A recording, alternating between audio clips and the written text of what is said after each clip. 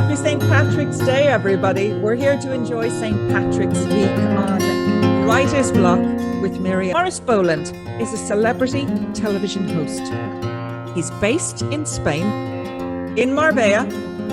He works in property also these days, and he is a very, very well-known commentator, compere, TV and radio host throughout the Costa del Sol.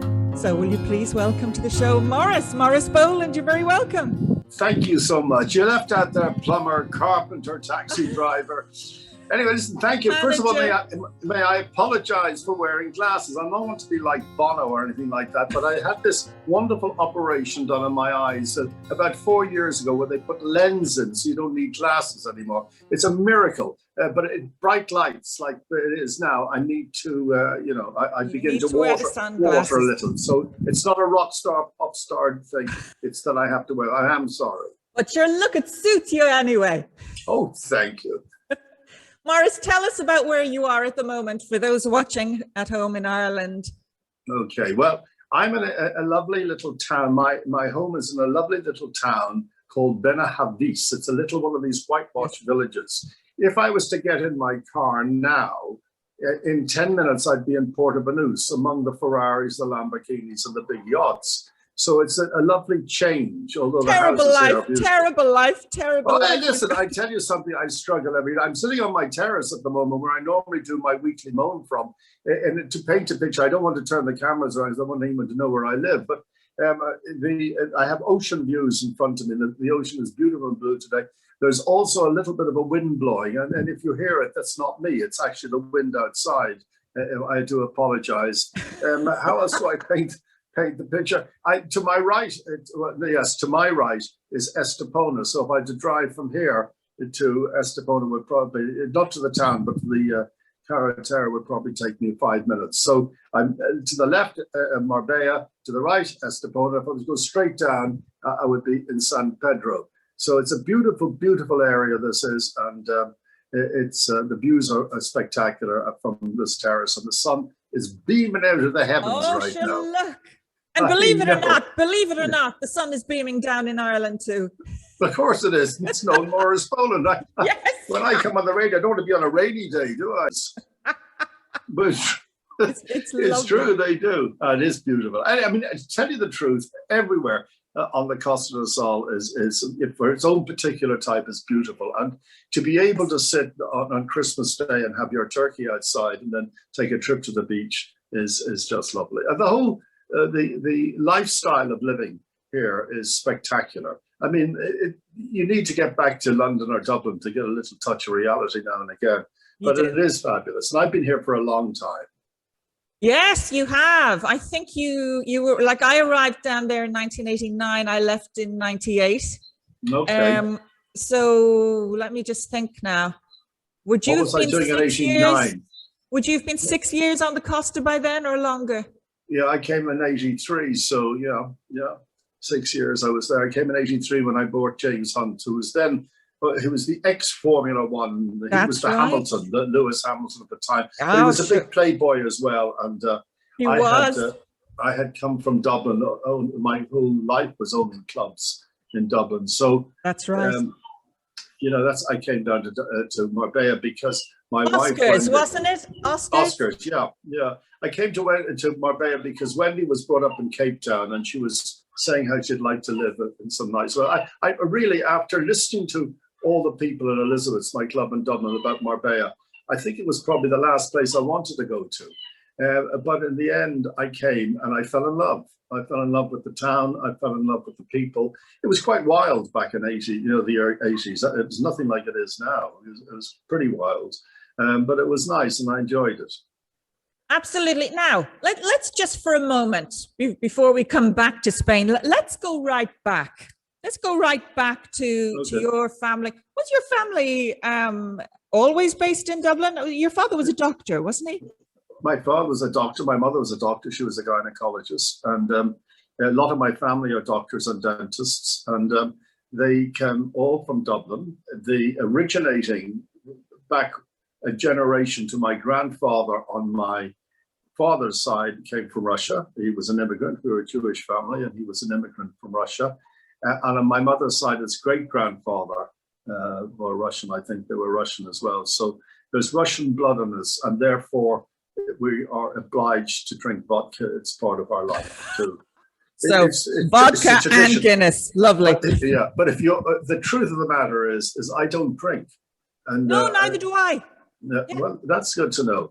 You'd be a lousy customer for any bar then. But you know, I don't drink because I've always been involved in things where there's drink around, from the live shows to the radio. Well, maybe not the radio shows, but certainly for the live shows and for my clubs. You know, I had a number of clubs, and they were always drink everywhere. And I thought, my God, it's all. But I opened the first club discotheque in Ireland, in Leeson Street, and it's extraordinary when you think back now how, you know, the elite like to meet there. You can name all the big names in business in Ireland from the Smurfits onwards, and that's where they hung out in Elizabeth. I was very young. I was only 19 at the time when I opened it, and I opened it because I'd seen a club in London called Tramp, and I really thought, wow. I remember going to my father, who was a doctor in Dunleary. I remember I was 18 and I went to have a picture of him just here. Dr. Stan. Yeah, okay. Is that him, or is that someone else's father? I can't see very well. That's anyway. Your father. Oh, you are your father's son. Absolutely. Yeah, okay. It's definitely your father. He was the double for Dave Allen. He looked exactly like Dave Allen. He did, actually. Yeah, absolutely. Like, had a sense of humor. He was the whip of the South County Dublin Hunt as well. He loved the horses, but he loved animals. So he wouldn't go on a fox hunt. He'd go on what's called a drag hunt, and that's not when Mr. Pussy dressed up in a dress and started riding. It was a fact when they the drag master drags dead animals. And anyway, but I went up to see him and I said, Dad, you know, I want to open a discotheque. And he said, he just finished surgery, and he said to me, a what attack? What? And I explained to him, I said, a discotheque. And he says, are you telling me that people will go into a room somewhere and dance in front of a record player in front of each other? What about the band? And I said, there is no band. He said, oh, why wouldn't they dance at home? What's the point? What makes you think they'll come to a room? And who puts the record on? Do they just change it if they don't like it? And I said, no, we have a person called a disc jockey. He said, you have a jockey coming into a club and you put a record on, and you expect people to go there in front of each other, even if they don't like the record. Maurice, you're looking for money. You're looking for money from me. Out of your mind. There's no way that's going to work. And anyway, I persuaded my father's very good friend, whose son was a builder, to build me, found a basement in Leeson Street and built Elizabeth. So we're talking now about Elizabeth. Yeah, Elizabeth. Well, before that, I was a drummer. You know, yes, my parents. King Bees. The king. I'm a king bee, baby. I'm a singer. Listen, I'll know that stuff. Don't worry. Yeah. Well, we've just lost our singer in Dublin. It was a great loss to Ireland. I think Ditch Cassidy. He died, I think, last a couple of months ago, and it's all over the press and everything. He was one of the great Irish soul singers. He sounded almost like a black singer. He was quite amazing, and he was the King Bees lead singer. But we toured Germany. We went to Germany when I was 15. You were a drummer, yes? Yeah, I was. Yeah, to learn an instrument was too difficult for me, and I did it because I wanted to meet girls. So I thought the drums were sexy, you know. So I persuaded I remember being in Germany. The girls would go, "Excuse me, you know the Beatles." Beatles, Ringo's my best friend. He's on the phone to me only yesterday, because we went there in '66, just when the Beatles were, you know, big, and everything that was English, I spoke English. And in a band, they all thought, the girls, that you knew the Beatles. So we always claimed they were best friends. So we did that circuit. I came back and opened Elizabeth's, and it was just an instant success. You know, it was Dublin didn't have anything like that, and the names in Dublin would go there, but it was all illegal. It was totally illegal. Yeah, we were selling drink till 3 in the morning or what have you, and the drink license I had was wine. I remember my father saying, "And what are you going to give them to drink?" And I said, "Wine." And you know, in those days, Matthew's Rosé was the only drink people had on a Saturday night for 10 shillings. and he said, "Do you believe people are going to come down to some room with a record player on a Monday night and drink wine? They don't even know what wine is." And I said, "Yeah, I do. Wine bars are in London. I think we could do it." And Gilby's were really impressed with me, and they start loading up the place with wine and Green Label and Mearsteiner, all these names that no one had ever heard of. It didn't matter; it was liquid. It was So, Maurice, at this stage, were you starting to realize? I know you're very young at this point; you're still under 20, but were you starting to realize that you had the nous, that you were able to suss out what was trendy and working? No, I didn't. I thought that everybody must know, and you know, the police were raiding me all the time. You know, it would come 2 in the morning. It would 2 in the morning, and everybody would be. They know the flashing light. Everyone knew the flashing light from the foyer, and they would all take the wine into the kitchen, and would then eventually let the police. Oh, good evening, Inspector Malone. How are you? And he'd say, hey, we're coming in, lads. Come on. And they would go in, and the place would be it was an incredible period. And what brought me down in Elizabeth's also. You know, what's his name? Tuberty, does the Late Late Show. Yeah, Ryan Tuberty. Ryan Tuberty. Well, his aunt is a person called Dorothy Tuberty, Dot Tuberty, and she was a great friend of the Kennedys. You know, John F. Kennedy. She was a great friend of the Kennedy family. Yes. And she called me one day and she said that we'd like to have a party in Elizabeth's for Edward Kennedy. With Ted Kennedy, I got it. Yes. And I said, fine, that would be good. He said, but you'll have to close the club that night. And I said, fine. And we'll send down during the day special forces to make sure they sent in tanks and machine guns just to make sure there's nothing wrong. And that night, everybody who was anybody from Charles Hoy, government ministers, they were all there with all the government cars. And Inspector Malone comes to the door. And I said to him, listen, you go in if you want, but it's not the right night to rape me. And I told him. And he said, oh, okay, we'll leave it tonight. But unfortunately, there was a guy standing in the foyer listening to him, and he gave it to the Irish Independent. And in short, the headline said, Boland tells the police to go and get stuffed. And he phoned me, Malone. He said, I have you now. I'll come after you. Oh. And he thought I sold the story to the press. So, you know, it was tough. Then I opened Barbarella's with Louis Murray. Yes, on Leeson Street. No, well, Barbarella's was in Bagot, next to Chivago in Bagot Street. It was. Yeah, we even had a swimming pool with nymphets on a swing on it in there, and it was a copy of the Valbon in London, who's a great friend, Louis, the great late Louis Brown. It was something Dublin had never seen before, and then I suppose SACH'S was the first Irish. SACH'S, yes, because that's where I used to go. I remember you owe me a few bob actually. There's a tap at the thing for you. But you know, it was interesting because SACH'S also was something that Dublin had never seen. And there was some great characters in Dublin then, really great characters. One of them was John Wheels O'Byrne, who would always turn up and throw some keys at you and say to you, here, this car is for you. And he turned up with a Maserati, brand new Maserati. Oh. And he gave me the keys. He said, try this one out, take it home, give it to me tomorrow. And I was like 21 or something. Maserati, I couldn't believe it. And on the terrace of SACH'S, there was a whole, in the evenings, packed, in a summer's evening. And I couldn't wait to get out. And I got out and got into, I'd been looking at the Maserati. I couldn't find reverse. So the waitress had to come out and push me. I mean, talk about losing credibility. But SACH'S Hotel was a major step up, though, wasn't it? I mean, that wasn't even, you know, the actual. I didn't realize. Yeah, I didn't realize. You know, it's funny when you're very, very, very young. It's all just excitement. You know, I didn't. And then I was met by darling Mike Wendy, who was, you know, riding high as a model. We were like the what you call, the Becks and the what do you call them, the Posh and Becks. Posh and Becks, yes. Yeah. Oh no, you were. Yeah, and I have to, if you don't mind, I do need to stress that because a lot of people may think that's just hearsay. It's not. We were. You were. We had the big houses. We had, in fact, my house in Dublin is now the Greek ambassador's residence. And how did you swing that? I don't. But that in itself is a story. But you know, it's in Killiney Hill Road near Bono's house, and we didn't have the right money for that. And I remember the great Peter White, the estate agent.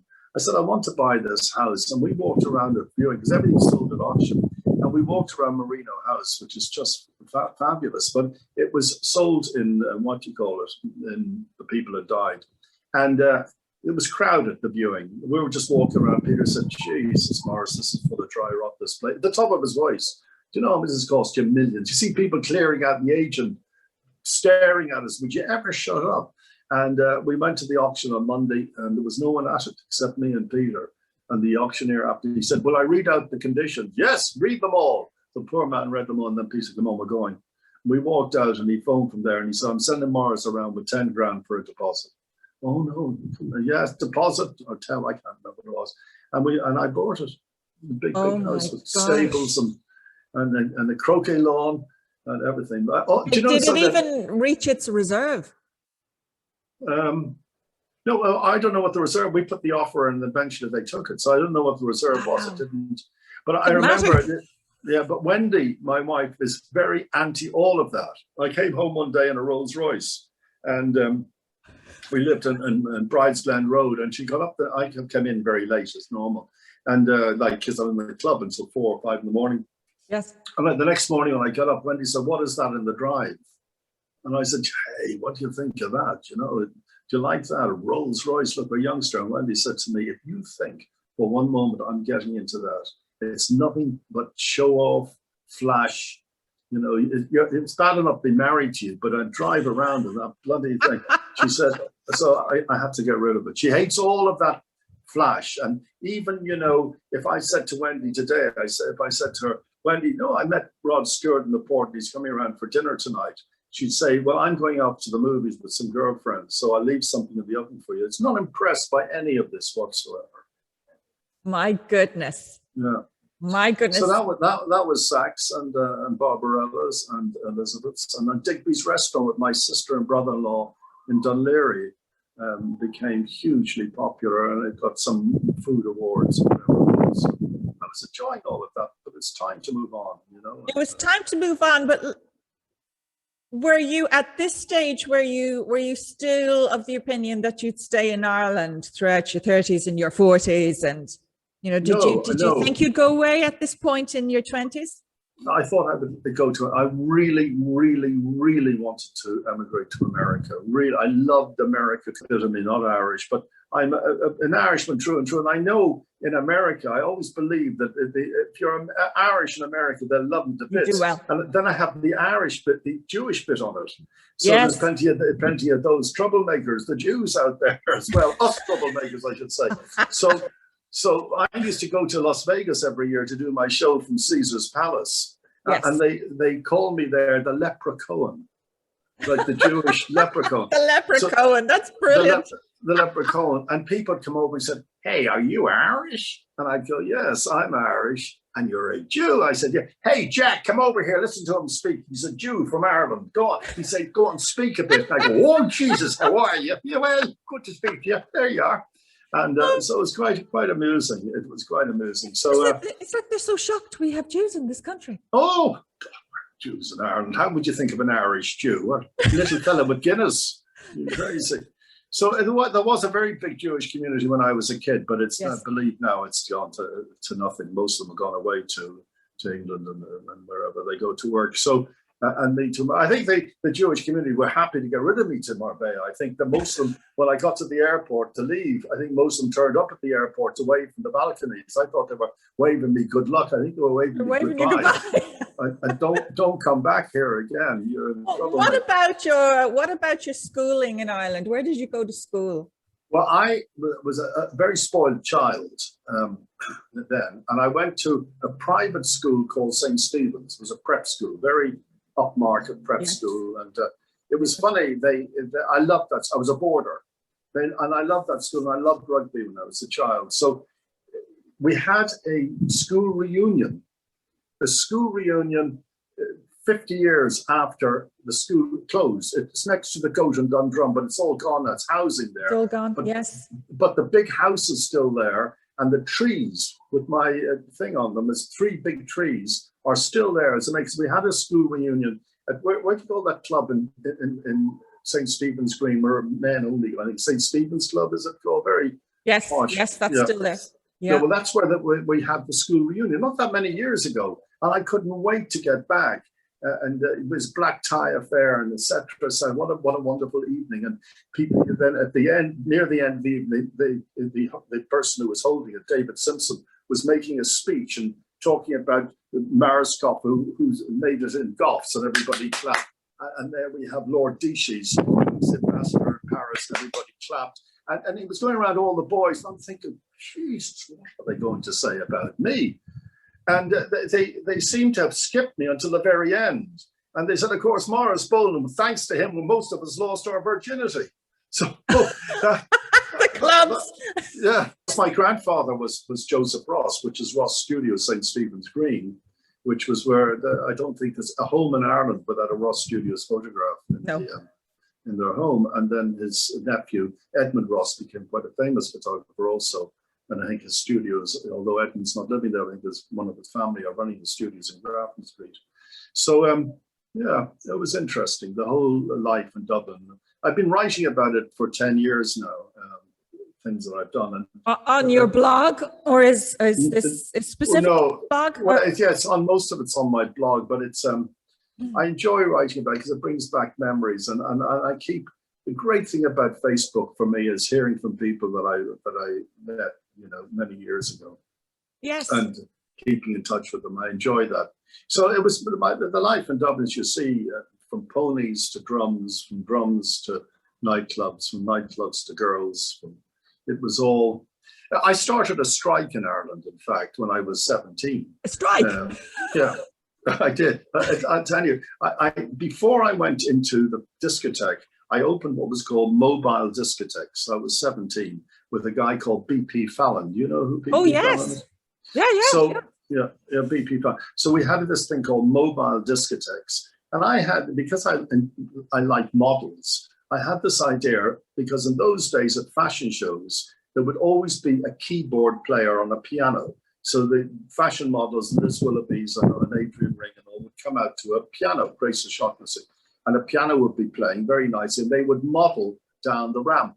And I went to Miriam Woodburn and said, Miriam, I think, I was 16 or 17, I think that I can bring music to the fashion shows. And she said, well, that's a great idea. So I was booked to do the Gresham Hotel. Well, of course, the Federation of Musicians were up in arms because I was bringing in recorded music, putting the live musician out of work. And when I got there to do the show, there was placards out in O'Connell Street with people walking up and down, strike on. And I asked, excuse me, what's the strike? He said, some bastard in there wants to bring in recorded music. So I got in the car quietly with a red face and drove away.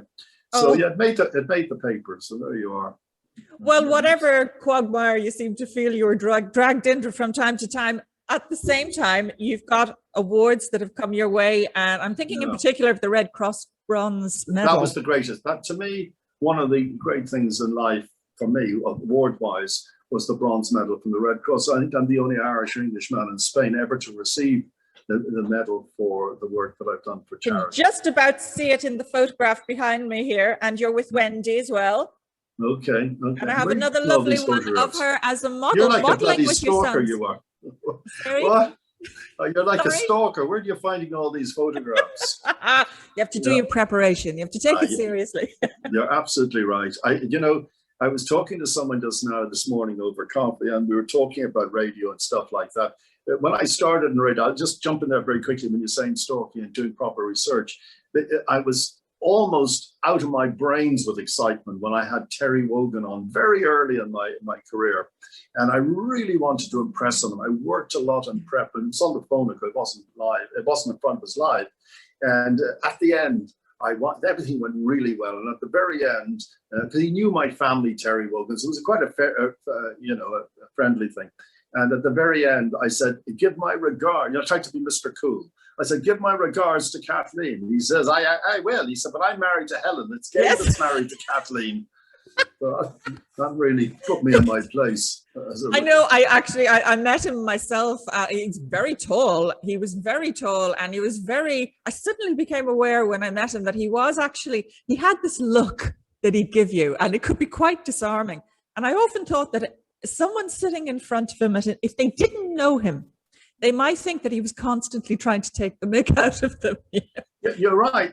But he was very lazy. I mean, I got much more to know him, and we became quite friendly. He was very lazy in many ways, where when he did his talk show on television, eventually the talk show was pulled. Compared to Gay Byrne, he wasn't in the same class as a as an interviewer, or Michael Parkinson. They were totally different. Yeah, now, absolutely. Gay Byrne, to me, I called Gay Byrne the headmaster. Yes. I absolutely thought that Gay Byrne was the greatest talk show host for me that I. Yeah, no, I agree. I agree with you totally. I thought the same. I think his voice remained in your head. You know, all these years later on, you can still hear his voice, his style, his approach, his ability to wing it. He was fantastic. I was a big fan. And when Pat Kenny took over the Late Late Show, I just thought, I just read this in the paper just now, and I don't know, I've never read it before, that like Boland's ego, I thought that I'd be the perfect choice to take the show from Pat Kenny, because I believe the Late Late Show should be not just a show, but Pat Kenny was good, but he's more a political correspondent. He didn't really have a great sense of humor or brought humor into it. I thought the Late Late Show is an entertaining show, not a political show. And I thought that, I would have enjoyed it, although I was a bit of a risk. But yes, he came from a science background as well, Pat Kenny. But he's brilliant at all of that. Yeah, very interesting. All these years on now, he has his show daily now on something called News Talk here. But I like that. It is amazing how he has grown into this role.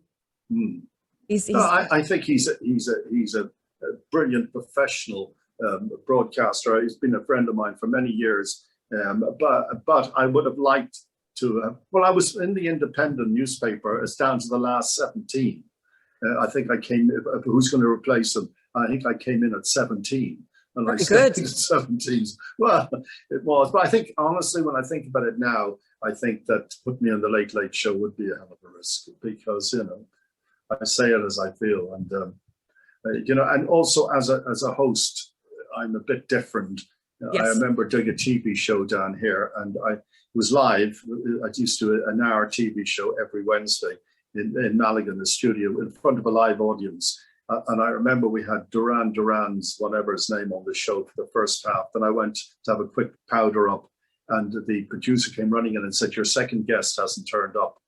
And I said, "Well, this is live." And I'm going crazy. I said, "They're meant to be in the studio an hour before the show." And I giving, the usual, big screaming and shouting and having the diva breakdown. And he said, "Well, Maurice, why don't you do what you usually do? Go out there and talk about yourself for an hour." So it was a wind-up.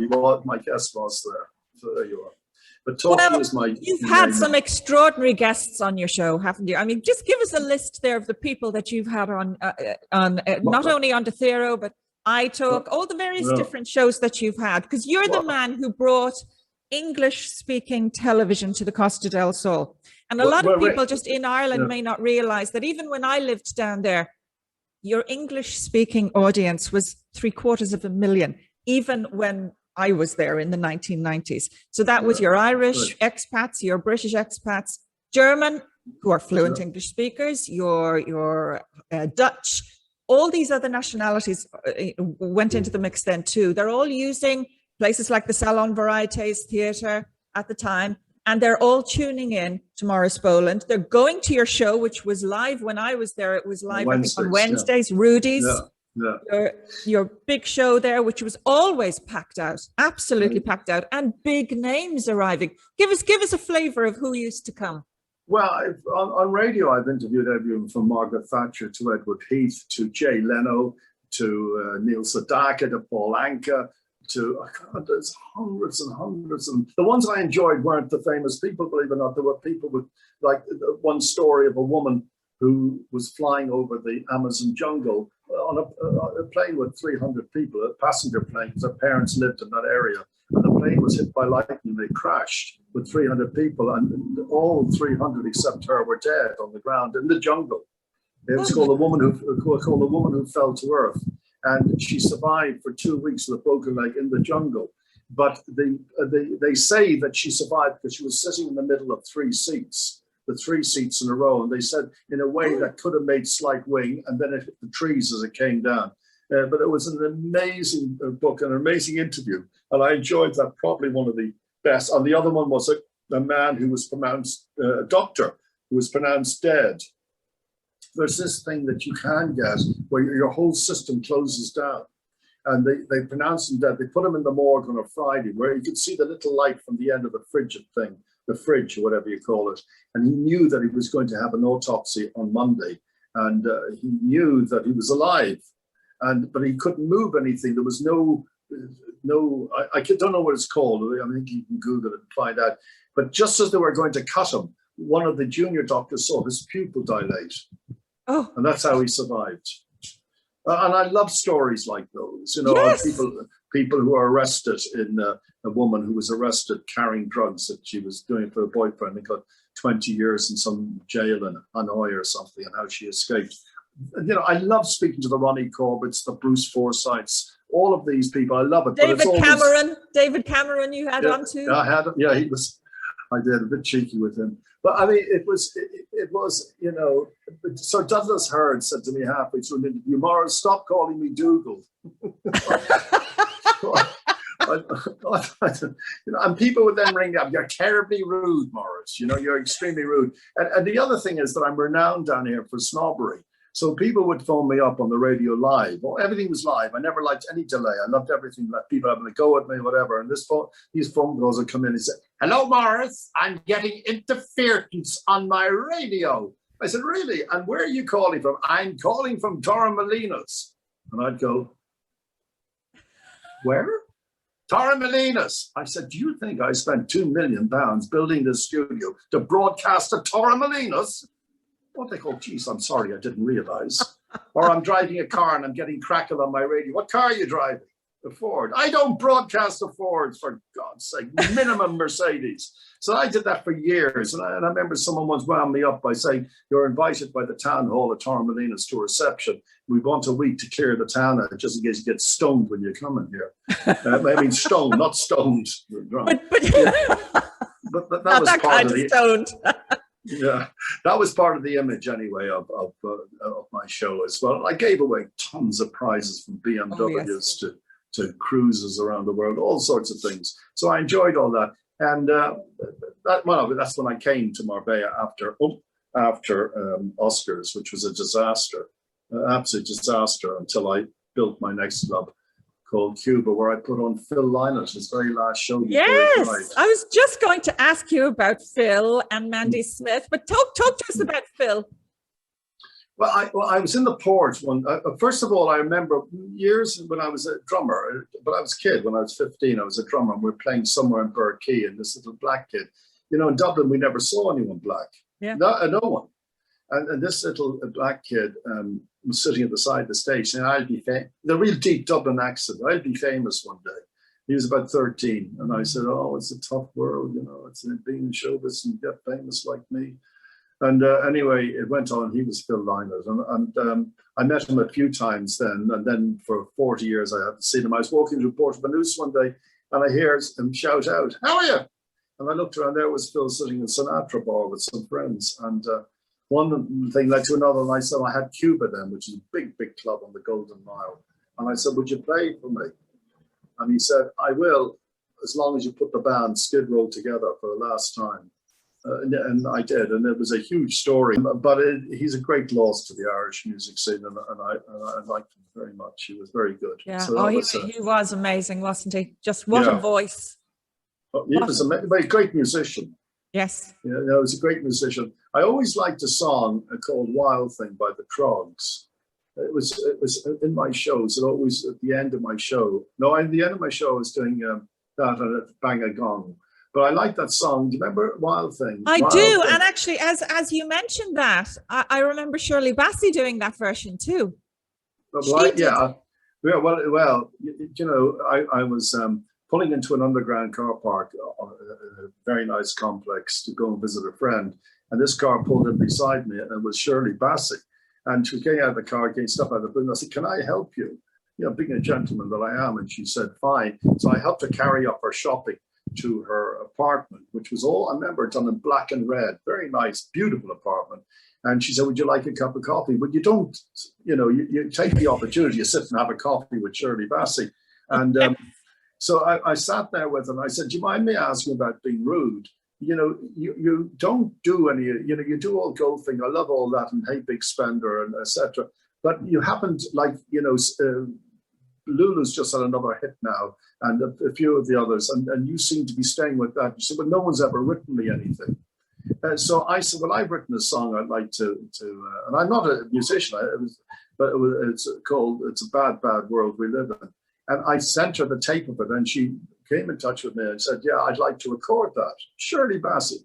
So I rang Genetic Studios in Goring and Streatley. I knew Martin Russian, who did a lot of hit records. And I said, Martin, Shirley Bassey wants to record my song. And he said, what song? I said, doesn't matter what it is, it's Shirley Bassey. And he said, well, let's do it. And I arrived in Goring and Streatley. It's one of these, what's called as studios, residential studios, beautiful, huge thatched mansion in the country.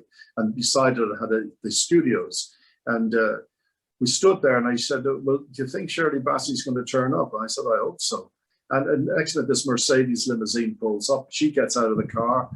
She's in a tracksuit, and then she had her chef, she said, her assistant with her. And we had some dinner, and et cetera, et cetera. About 12 o'clock, normally in the night, midnight, we went to the studio. I remember it was snowing. And she did the song, which was good. She said, I don't want you to put a musical version of that song on the B-side and earn more money. I want to record a B-side. And we did Wild Thing with Bassey. And it was amazing, amazing version of Bassey Does Wild Thing. And wait a minute. So you were behind both of those songs? Oh, yeah. Oh, absolutely. I did not know that, Maurice, because, yeah. I mean, both. I hadn't realized that you'd written the first one, but her performance on them both was amazing. Amazing. I loved that. In particular, I loved her vocal on Wild Thing. She was amazing. So, and then recording that was difficult because she refused to put headphones on.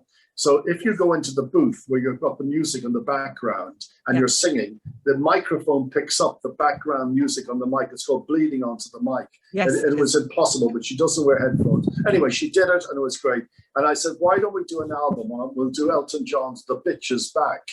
And put a leather jacket on it with Bassey written on and just seeing your back on the cover. And she loved all of this, and et cetera, et cetera. And a couple of weeks later, I got a phone call from her agents, who were accountants and lawyers, and said, Maurice, if you think for 1 second that we're going to allow you to release Wild Thing, and whatever ideas that Miss Bassey was talking about, forget it. Shirley Bassey has an income of hundreds and hundreds, if not millions a year, based on Hey Big Spender, all of this is her catalogue. And we're not going to start putting rock music into the middle. It could be the worst thing for her. So you can forget it all, and that's it. And that was the end. Oh my God. But she did do it. She did do those two songs. Oh yeah, you can watch it on YouTube. Yeah, you can. Yeah. And I would recommend that people go and look for those songs because they are absolutely outstanding. But I totally forgot that it was you who was behind that. I totally forgot. Be careful where you look. I know he's there. He'll pop up. Maurice will I know, like a nightmare. So now your management, the management side, and also I know your connection with Mandy Smith is very interesting. I've got the Hello magazine cover up there. Hello, yeah. Did Hello, because just talk to us now about that experience. She was married to Bill Wyman. No. She wasn't married to Bill Wyman. She was 17 at the time. She'd been with Bill Wyman when she was 13 and 14, and she'd split with Bill Wyman. I knew nothing about Mandy Smith. I never even heard of her. I had this. So when did you, I know she got married to Bill Wyman when she was 19. So did she not meet you post? No, we had parted company by the time she was 18. Oh, I didn't know that. I thought it was the other way around. I thought it was later. No, it wasn't. What happened was that in Cuba, my club, I brought my cousin from Glasgow, this really good-looking male model guy, 18, 19, to come down and run the club would have a white party or an African, a jungle party, and people would come dressed, and the kids would go along the beach in a jeep with Cuba. These all good-looking girls and guys, all in white, giving out leaflets that tonight at Cuba there's going to be a jungle party or what have you. And I walked into the club one night, and standing in the foyer was this vision, a girl like I've never seen anything like her except in Vogue magazine. And I said to the receptionist, "Who's that?" And she said to me, "That's Keith, my cousin's girlfriend." So That's when I saw her first. Just unbelievable looking girl. She was beautiful. Yeah. Oh, beautiful. She was voted one of the most beautiful girls or women in the world at that stage. So after the end of the season, Keith called me and said to me, can we come and stay with you for 2 days before we get back to Glasgow? And I said, yeah, of course you can. You're my cousin. So he came to my house with Mandy, and Mandy was sort of playing around with the kids. And I had a barbecue that night where I had 2 journalists, Pat and Barry Tracy, to my house for the barbecue. And we were chatting away. And Mandy came running over to the table and said to Keith, I phoned Bill and I told Bill it's all over. And Barry Tracy looked up, are you Mandy Smith? And seemingly the press for 2-3 years have been trying to legalize the story that she was the 13-year-old who with Bill. And he then left the table. I didn't know what the hell was going on. He drove, there was no fax machines then, there was text machines, whatever you call them. And he drove to the Andalusia Plaza and sent the whole story to the News of the World. And like that was a Thursday, and on Sunday, 8 pages of the News of the World. And my house was absolutely down the bottom of the drive, full of press from all over, trying to get photographs of Mandy. And her mother came over. The Rolling Stones went mad, absolutely mad at this story went. And of course, who was to blame? Oh, again, trouble again. And they grabbed Mandy back and put her into hiding. But I found Patsy, the mother, and Mandy, and said to her, look, it's all very well, but how if Mandy was 17, doesn't it? I said, what were the Rolling Stones like at 17? They were trying to make something of themselves, Patsy. Why are you going to let this story be suppressed? It's out there now. Why don't you let Mandy, who's stunning, let me turn her into a model or a singer or something? And she thought about it, Patsy, and then Patsy said, I need to tell you something. And I said, what's that? She said, I'm living with Stephen. And I said, who's Stephen? And she said, Bill Wyman's son. I said, hold on a minute. If Mandy marries Bill, you'll be Mandy's daughter, stepdaughter. The mother will become the stepdaughter. Anyway, it was all very complicated. But I did fly back to London. I'll never forget in my life flying into Gatwick Airport with Mandy. And the airport, when we got through the sliding doors, the airport was jammed with press and the motorized cameras. The noise was phenomenal, the clicking and motorized cameras. And Mandy said to me at the time, geez, it must be Princess Diana here. And we stood back and I could hear Mandy from all the press. And I said, it's you. Yeah. And that's where it all started. Do you think that was the moment? For what? Was that the moment when she became iconic? Do you think that was? Oh, yeah, that was it. The papers, the whole papers, the House of Lords called for the arrest of Bill Wyman. And it was the whole thing the whole thing would blow. I mean, my life changed really at that point. Every day we were in a plane flying one place. And of course, the big story is Ireland. Yes. And I tell you, because on Friday night, RTE decided to have they had not a late show, but they would put a person in charge of a television show that they could host a TV. Someone's well known.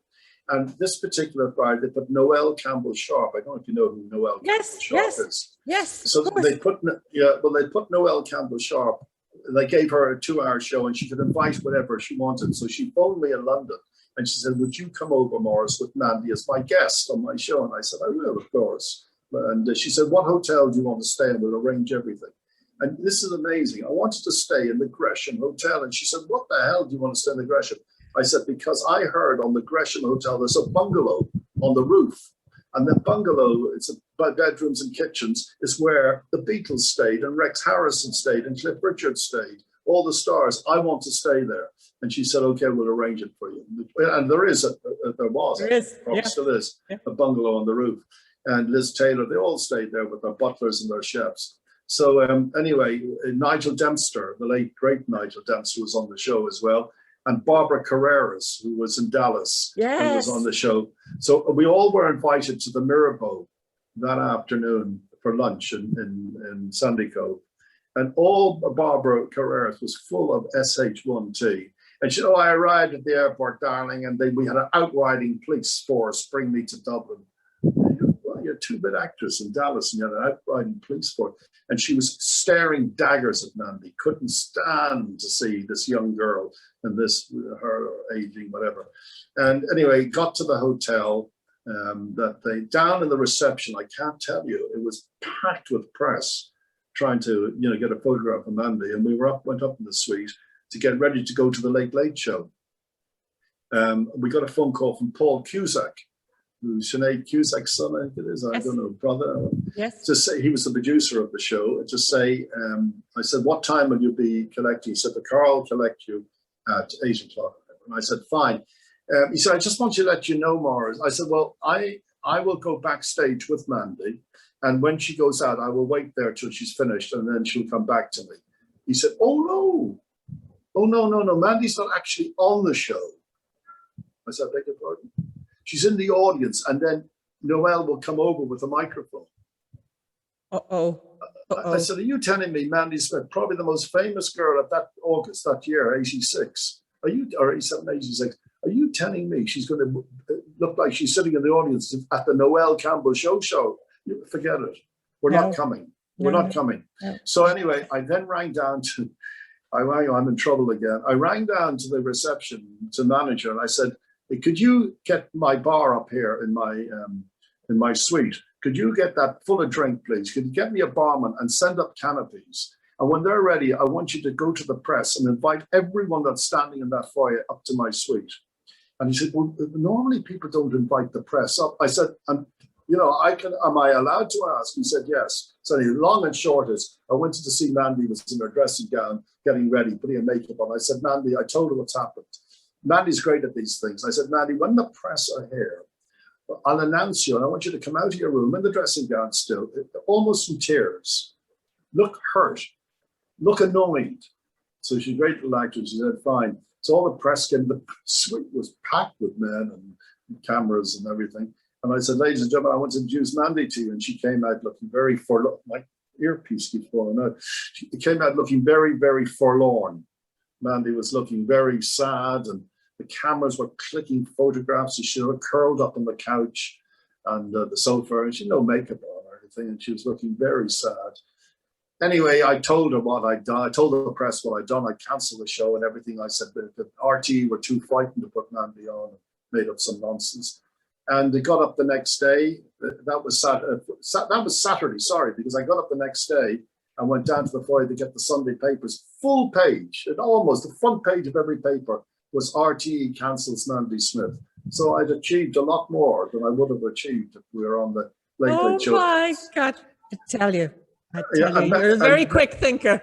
The Nigel Dempster, I called Nigel Dempster, he was on the show, and he kept saying to Noelle Campbell-Shaw, who was an amateur. I love Noelle, but she was an amateur, and he kept saying, where's Mandy? Where's Mandy Smith? I'm here to see Mandy Smith. This is lovely. So she had to cancel, she couldn't come or something, I don't know.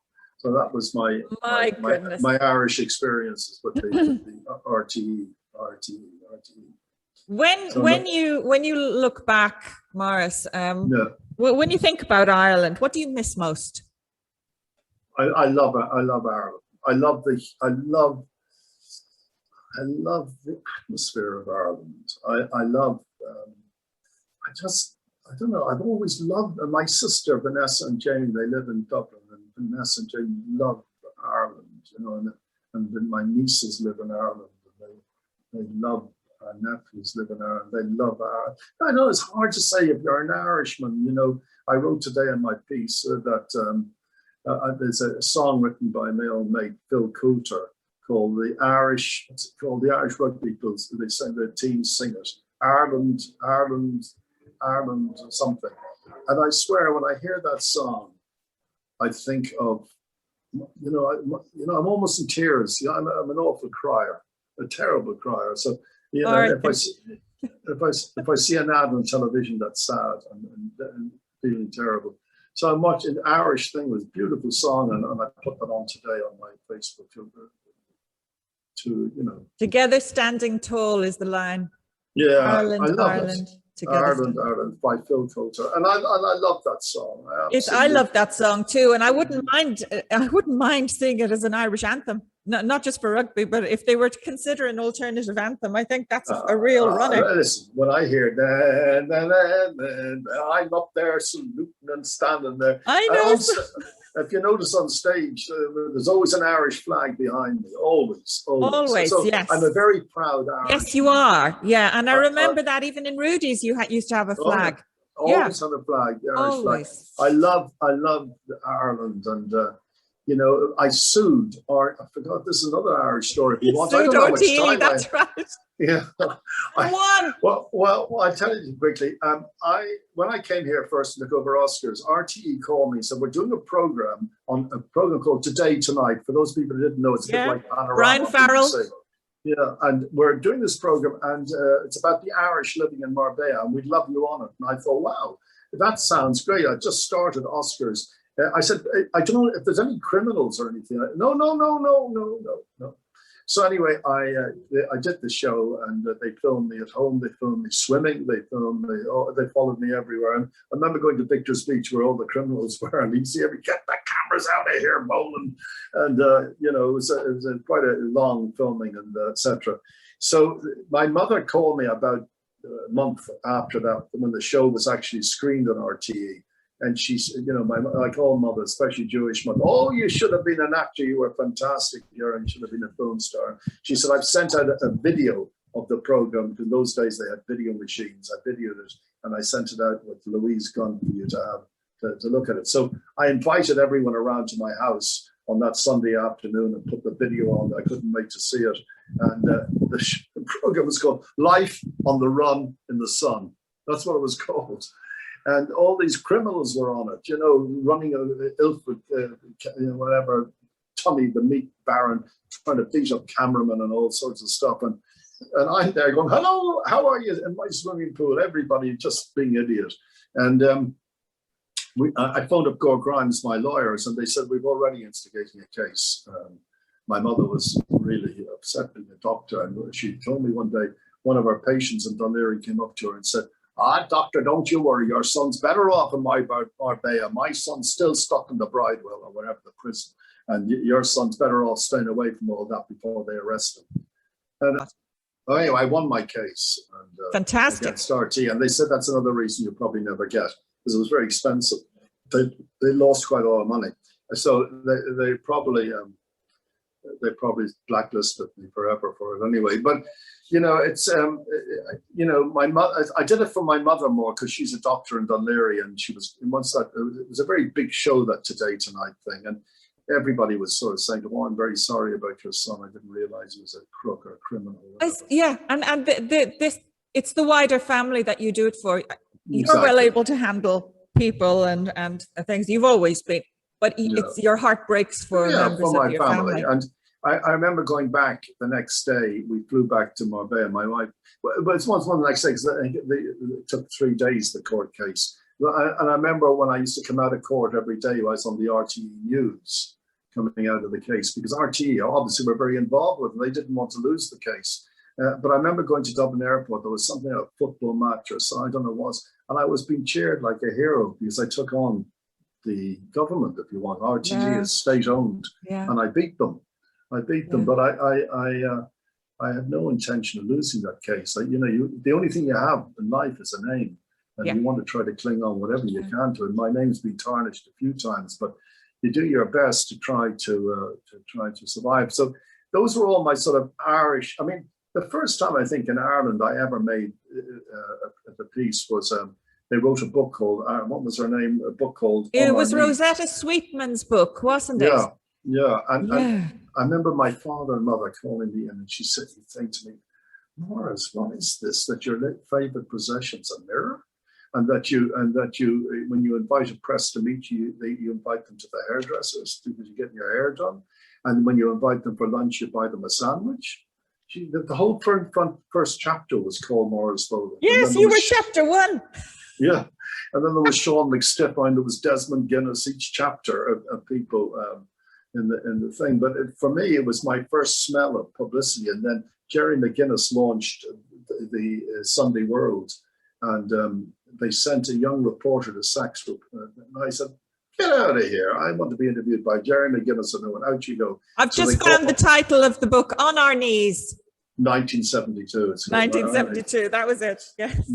And yeah, they called me, they then christened me Nice Morris in the thing called the Chairman's Column in sort of tongue-in-cheek in the Sunday World. So I was always in trouble, but never in trouble for anything illegal. And never, yeah, I know. And that is something you can be very, very proud of, because look, we all do stuff in life. We're human beings, we make mistakes. It's particularly awful though when people start contriving and start creating they build you up stories. And they do build you up, and they try then to pull you down, which I don't want to go into any of that. But the things that I'm proud of most are my children and my grandchildren. I know, and I played your youngest son's mother in a television pilot. I knew he didn't look like Wendy. He was only 18 at the time, and I played his mother. It was a television pilot that we were filming in Coeen Studios, out in Coeen there, and it was...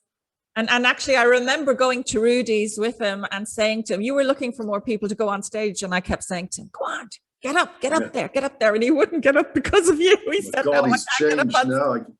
He's changed now in a big way. But the boys are fantastic. They're unbelievable. And so I got 6 boys, and then I got 3 boys and 6 grandsons. So there's 9 boys, including me.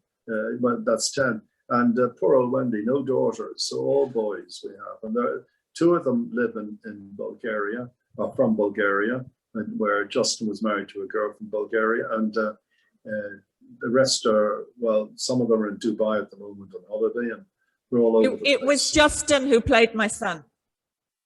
It was Justin. Yeah. Daniel, yeah, Justin's very quiet. Well, he's not very quiet, very good-looking guy.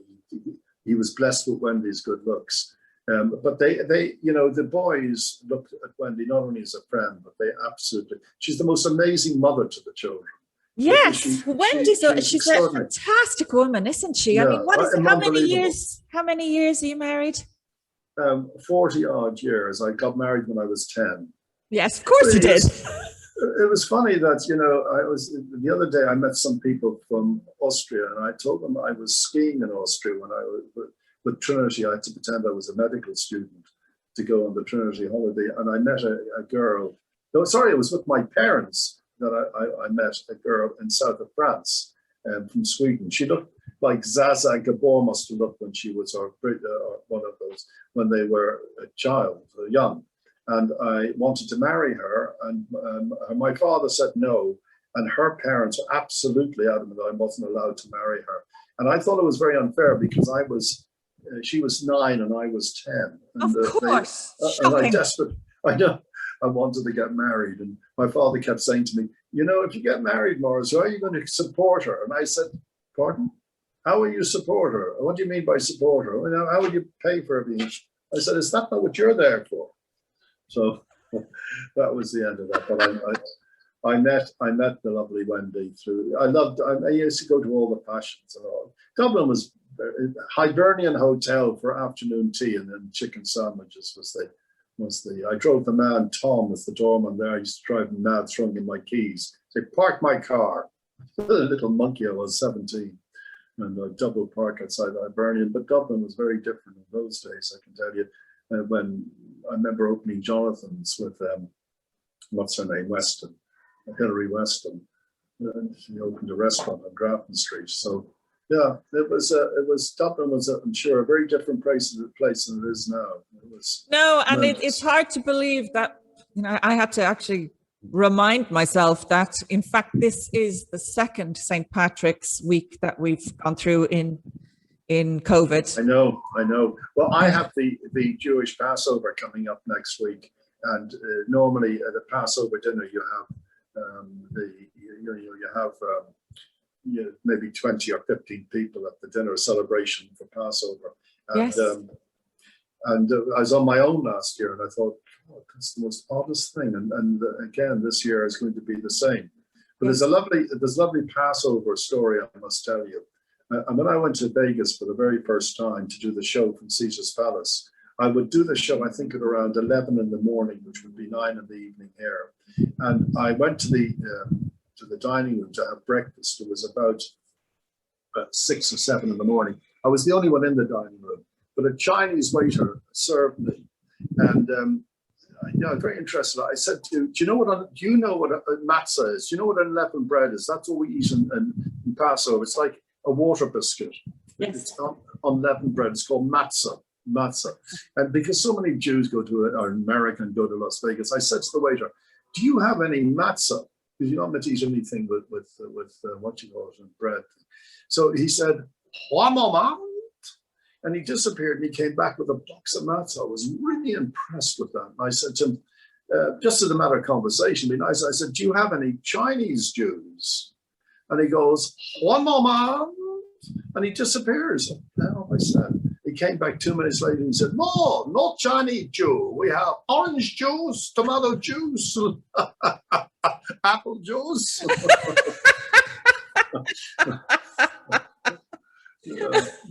That's hilarious. Another thing, I was asked one year would I sponsor Age Concern, would I sponsor their Christmas dinner, which I agreed to. And I used to do a show every Sunday morning, Saturday morning called Wish You Were Here. I would phone families all around the world and wish them, happy Christmas, just Christmas morning. And I would phone them, and it was very funny. I once had a guy from Thomas Street, Paddy from Thomas Street, and his son is Sean, lived in Benamad. He said, would you phone my father and wish him happy Christmas? I remember phoning this guy, and he goes, hello. I said, is that Tommy? It is. Who are you? I said, it's Maurice Boland here, and we're at the radio, live at the radio in Spain, and Sean is wishing a happy Christmas. Hello, Sean, can you hear me? Hey, Mammy, come on here. We're here. Sean, he's here. No, I said, no, he's not actually here. He's listening to you on the radio. What? Mammy, I'm on the radio. I said, yes, he's great sense of humor. And I said, you sound like a man with a tune in your head. Oh, geez, I have. I said, well, we'll do it. He said, I will. So I said, ladies and gentlemen, it's Tommy from Sheriff Street. Take it away, Tommy. And there's silence. I said, Tommy, are you there? He said, I am. Okay, ladies and gentlemen, it's Tommy from Sheriff Street. Take it away. Silence. I said, Tommy, you're going to do it. He said, what? Have I won the prize? I said, what prize? You asked me to think of a song and you didn't get it right. No, so Tommy, I said, you said you had a song in your head. I did, My Way by Frankie Sinatra. He thought it was a competition that I had to guess what song he was thinking about. He was an amazing character. And I loved phoning Ireland. I loved doing it. Oh my God. Great characters. Oh my goodness. Sense of humor. Maurice, we're in lockdown here, as you know, still. I know. And since 31st of December. And it's just, look. Well, I'm a great supporter of the vaccine, and I really hope tomorrow, I think, is when they'll make the announcement, this thing about blood clots. It's an unbelievable nonsense. I think, 22 people out of 366 million Well, the thing vaccinated. is, we don't know. There could have been some other underlying condition with these people. But people get blood clots all the time. Yeah, and they also might have been on a medication that has, unfortunately, there is not a shred of evidence. Not a shred of evidence. And I honestly think it's the the fact damage that these people are so young. No, I think the damage that has been done. Well, so young. Look, I don't know if you read this, but when Wendy, I never mentioned her name then, but when Wendy was 21 or something, she came home one day after a modeling show and collapsed on the floor, and she looked like she was dead. Her eyes were open.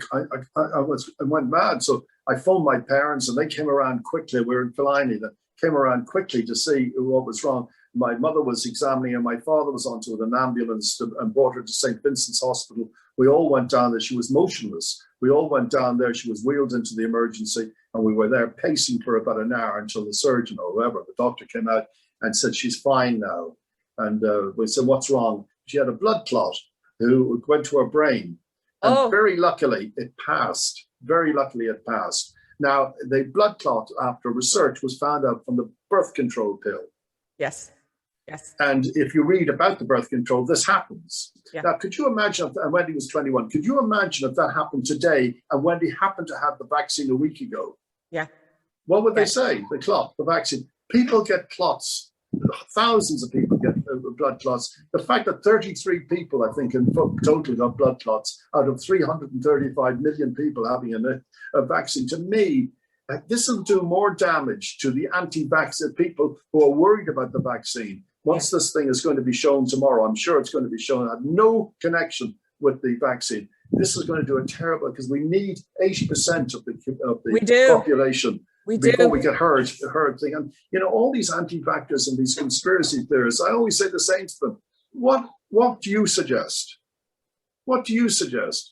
The vaccine is our only way out at the moment. There is no other way. Yeah, and, absolutely. You know, they're absolutely celebrating these plots at the moment. We just have to be brave. We just have to be brave and take the advice that's given and take the vaccine if we want to get beyond this. Yeah, we have to. You know, you got to be careful. And, you know, my arm is out there right now. Unfortunately, Spain and most of Europe is really slow on this whole vaccination. And Ireland too. Yeah. Is it? Compared to England, or the leaders, it's this tiny little country called Israel, you know, and they've gone back to normal now with everything. After all, you know, they've got over, I don't know, percentage of the country vaccinated now, and everything's gone back. All the businesses are open, everything is open. Here's the thing that will really get your listeners riled that don't believe in vaccine. I believe we should all of us be locked away for 2 months. All of us locked down for 2 months, strictly locked, can't go anywhere. And in that lockdown, around the areas, there's stations for vaccine. And after the 2 months, everyone who's been vaccinated is allowed out. And everyone who's not vaccinated has to wait for another 2 or 3 weeks, whatever. And then you'll see everybody, the whole place is full of only vaccinated people. And if no one's going to hospital, and if no one's coming down with any infections, bingo. It's proved. Yeah, I tell you, being locked away for 2 months is chicken feed for me now. well, look, I'm also, I believe in mandatory vaccination now. I believe in passports to travel. You know, Marbella locked down. When this came on here, Marbella had the most strict lockdown in Europe. We were locked in. We couldn't go anywhere. We were locked in. Now, when Spain let us out in July, I think it was, and let all the tourists come in, the place was the worst infected in the world. Yeah. You know, we've got to suffer for a year or 2 years, terrible suffering, economic suffering. But it's no good saying, well, let us all go back to work. Let everybody go back to work, because you're going to have a lockdown again next week and a lockdown again next week. You've got to fix the situation. And there is a solution now. The only hope, the light at the end of the tunnel, and that is the vaccination. And I honestly, to say anyone who is an anti-vaxxer, why are you anti-vaccine? Think of the vaccines that came out: polio, measles, hepatitis A, hepatitis B, smallpox. They all came out 60 or 70 years ago. Yes. You know, and so, you know, with that polio vaccine didn't was huge. Get into school. If we didn't get into school, how many of the kids would have ended up paralyzed? Oh, yes. It's extraordinary. People forget how serious the polio epidemic was 60 years ago. It was serious, very serious. They say we rushed, and also in the 1960s and early 70s. Sure. They say we rushed this vaccine out too quickly, but what's too quickly? You know, 70 years ago is when the polio vaccine, the measles vaccine, all these vaccines came out, hugely successful. And then we move forward 70 years now. Do you know what technology, how it's changed? Do you know how medical science has changed? You know that the computers now can work out years of what will happen. They can land you on Mars. It's extraordinary to say it's too quick. Honestly, I think it's a miracle, to be honest. And thank God, that's all I can say. There's an awful lot of selfishness around, isn't there? Who was it said selfish? Oh, the Queen. She said people are being selfish. You don't have the, remember on her thing, she said, the Queen said, not that I know her personally. It is about looking at what you can do for other people. You have to be altruistic. You have to accept that, look, I could be a carrier and I may not have symptoms, although I did have it. I had it last year, and I got it just before just before the lockdown, before the 11th of March. You had COVID, yeah? I did, and I was teaching. If I knew that, I would have worn my mask today. I didn't realise. No, that's Irish. Oh, yeah, it is. It is. No, I was teaching. I was teaching Chinese nationals, and unfortunately, I did get it. And you know, I'm still going to have the vaccine, because although I may have the antibodies, none of us know how long the antibodies last for. You can still get COVID after the vaccine. Yeah. But what the vaccine will do for you, 95%, it will not make it so serious, so you won't end up in hospital. Because the damage talk about blood clots, you know, the damage that COVID does to people who are covered with long COVID, the lungs, the nervous system. Yes. I have a friend living 4 minutes from here who had COVID, was in hospital in a terrible way. She's out now 3 months. She's been back to hospital 4 or 5 times, not with COVID, but with the after effect. The pain, her nervous system, the pain has been horrendous for her. Yeah. So tell me, can I ask you a question? I know that you're the interviewer, and I know that I probably spoke a lot. How many parts is this bloody show going to go out on? It's been wondering, how long have we been on air? We'll be on it in 4 parts, I think. Well, I could break it up, but sure, who wants to ruin the continuity? You're very entertaining. You're great fun. I'd much rather interview than be interviewed. And I remember when Gay Byrne was on my show by link, like we are now, but we didn't have Zoom then. And I remember phoning up after the show to say thank you, as I did with a lot of my guests. I phoned up and I said hi, and Kathleen had answered the phone. And she said to me, Gay has gone for a walk up Hoth Head. And I said, is he okay? He said, yeah, but he hates being interviewed. Isn't it amazing? Yeah. Isn't an awful lot of interviewers don't like being in the hot seat? No. Well, you're good because you haven't cross-examined me. No, I don't. I don't. Yeah. So if you're the sort of Piers Morgan, for example, if you're being interviewed, you come off with a nervous breakdown. Asking the hard questions. But, you know, I can't understand interviewers who do that, because you want to get the best out of the person. You want them to be themselves, say what they have to say. It serves no purpose to me. I wouldn't want to do it. That with Piers Morgan, his lifestyle programs where he does the interviews are excellent. I was a big fan of Piers Morgan on the breakfast show. In fact, I used to watch it Monday, Tuesday, and Wednesday, and then not bother anymore when the other two are on.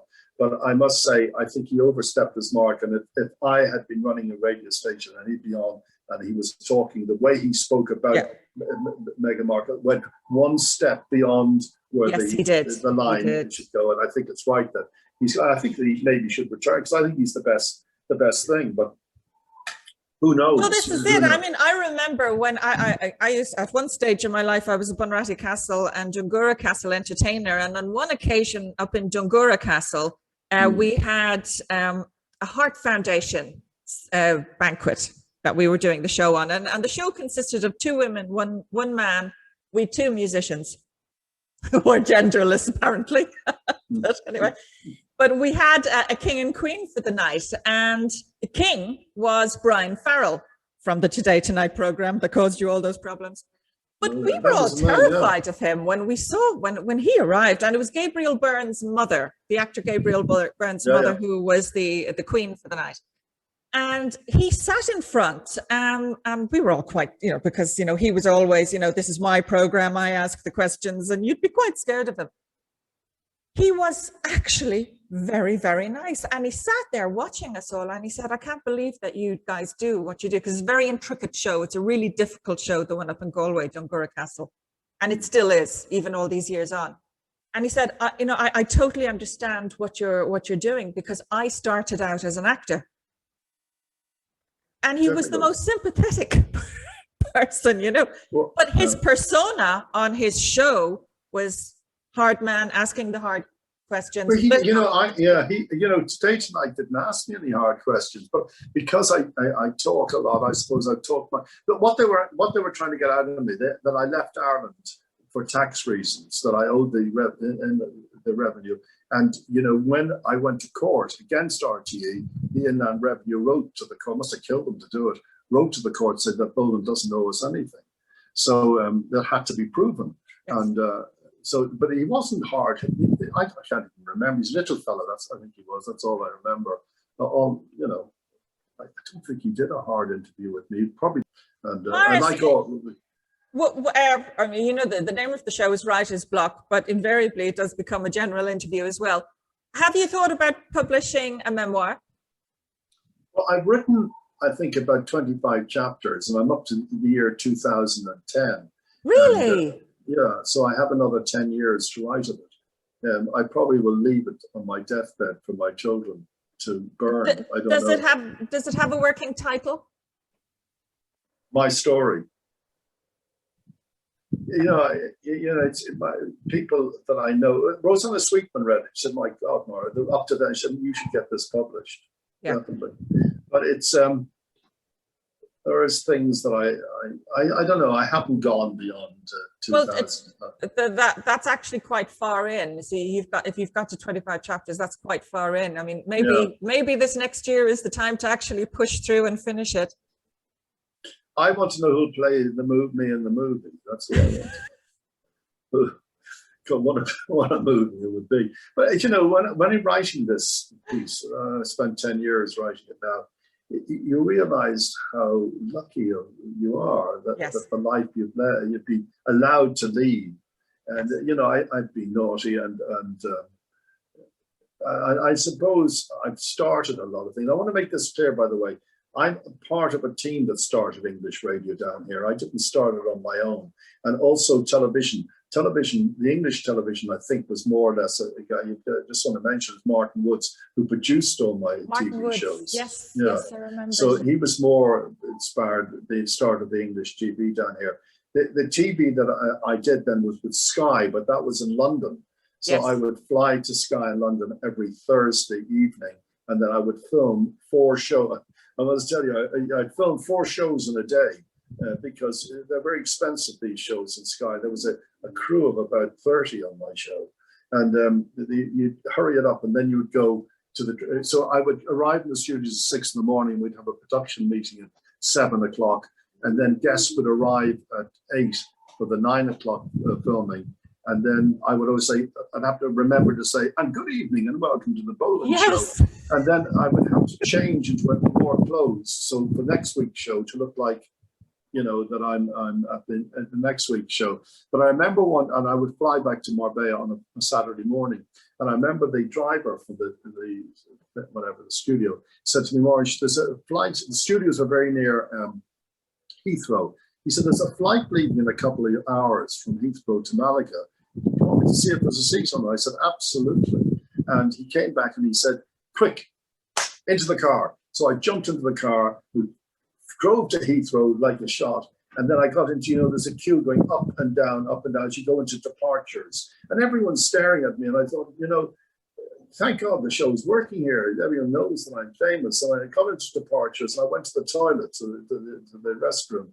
And I looked in the mirror and the mascara had run down my face. I looked like a clown who was dressed up. I didn't take my makeup off, and it had sweat, you know, it sweated down my face. Now I know why people were staring at me.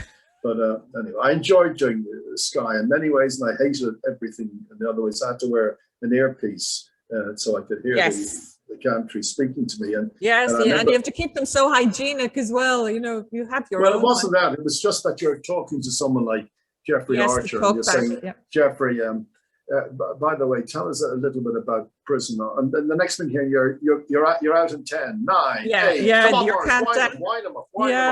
Or you'd hear them say, "Anyone up here wants to get a hamburger?" And you're talking about someone who just died. So I phoned up Gloria Honeyford and I said to her, we were quite friendly, "Tell me, I can't stand this earpiece." She said, "Don't have it. Ask for a floor manager. Jonathan Ross won't wear one." For some people it doesn't work. You're absolutely right. It's terrible. I did 2 television presenter training courses with Positive Productions out at Westminster and Glen Kinsey. And I remember some people on each of the 2 courses that I did over 2 years, there were some people who actually couldn't handle the earpiece and couldn't handle the talk back. And they would sometimes deliberately, on the final day, they deliberately throw difficult situations at you where they'd have the volume way too high, or things are constantly breaking down and you never knew what was going to break down, but this was all part of the training. You know? I had to, you know, I remember being at a production meeting and saying, you know, I don't like the idea of this earpiece. And the producer was a woman, and she said, I said, I don't care what you like or you don't like. When you consider the money you're being paid per show, it's even more than we get in 2 months. I can't remember what the thing was. And I remember going to the canteen. I was in an awful hurry in between shows. There was a canteen in the studio to get some lunch. And my big photographs were all around the canteen. And I remember I had to stand at the back of the queue. There was this sort of bitterness against the star, if you want, or whatever they want to call it, compared to... Really? Yeah. I felt very uncomfortable with the whole thing. And, you know, I just felt there was a nastiness towards me. There, I think that I don't know. I said to her at the time, "You don't know how much I'm getting paid." She said, "I absolutely do. I know the budgets in front of everyone." And she didn't say what, but I didn't think it was anyone's business. I think that I was getting paid what I was worth getting paid, you know.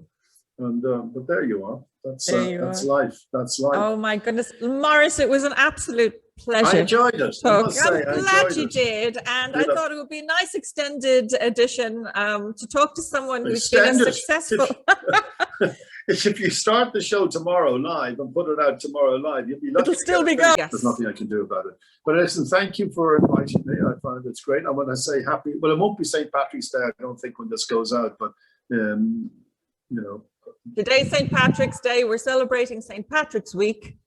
Just like I used to fly on tour to the States quite a bit. When we'd go over for St. Patrick's Week, it was a whole week of events. So not just the one day St. Patrick's Day. Well, so we're doing it, we're playing it that way. Happy St. Patrick's Week to everybody in Ireland. And I can't wait for the airlines to open up again and what have you to get back here to, you know, I'm a bit nervous going to go out at the moment because it's a bit nervous going on a plane because of the spread. I'm a great mask wearer and what have you. And gloves. I wear the gloves still. I'm not sure about that, but I couldn't bear not going out to restaurants, but I'm very, very careful that when I do go out, I only sit outside. You know, I guess I had lunch on the boulevard in Marbella, so I sit outside the beach side. I will never sit inside a restaurant at the moment. Yes. You know, it's even a risk when you go out. I know when I go for my walks, you have to wear your mask here, by the way, when you go for your walks. Oh, yes, that's right. I've some friends who've returned to Spain to live in Spain, Spanish people who were here in Ireland for a few years. And that's the big thing that they noticed when they got back was that you absolutely have to wear them for going. You know, the police will find you. Yes. Yeah, the police will fine you on the spot and €600. That was the thing about it. Lockdown, they were fining people if they were found to go out to the beach. They're fining them £30. What the hell is that? Fine them 6,000. That'll stop them. Anyway, look. Thank you. Thank you. I forgot I'm not the host. I'm saying thank you. Thank you very much for joining my show, the whole show today. Well, listen, everybody, it was absolutely a joy to have Maurice Boland on the show today. Oh, God. From sunny Marbella and from sunny Ireland. Happy St. Patrick's Day. Keep safe, keep well. Maurice, thank you so much for being on the show. Bless you. Thank you.